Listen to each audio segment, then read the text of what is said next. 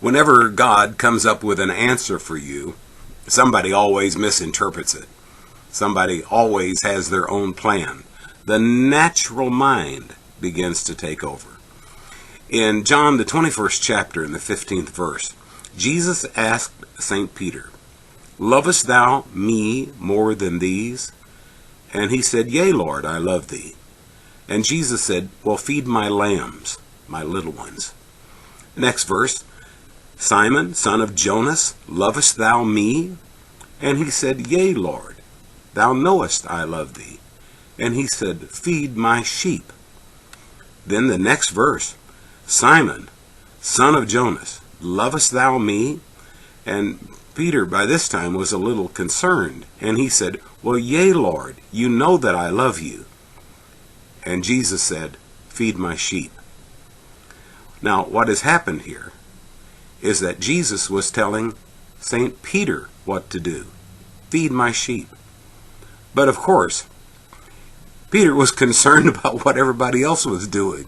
It's easy for us to do that. And he said, "Well, Lord, what about this man over here? What's he going to do? What's his ministry?" And Jesus said in verse 21:22, "What is that to thee? You follow me. Follow thou me." You know, this is a famous portion of Scripture.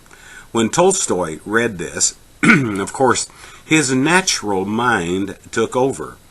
And he started thinking, we've got to feed the people. We've got to feed folks. We've got to set up food programs. We've got to take care of the people, the sheep.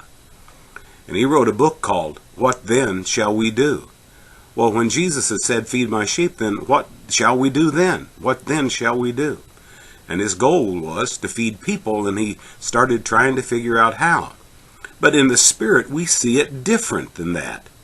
If you love Jesus, you care for his people, and you want to help them. If you love Jesus, you care for Jesus's sheep. What about others? Well, that's none of my business.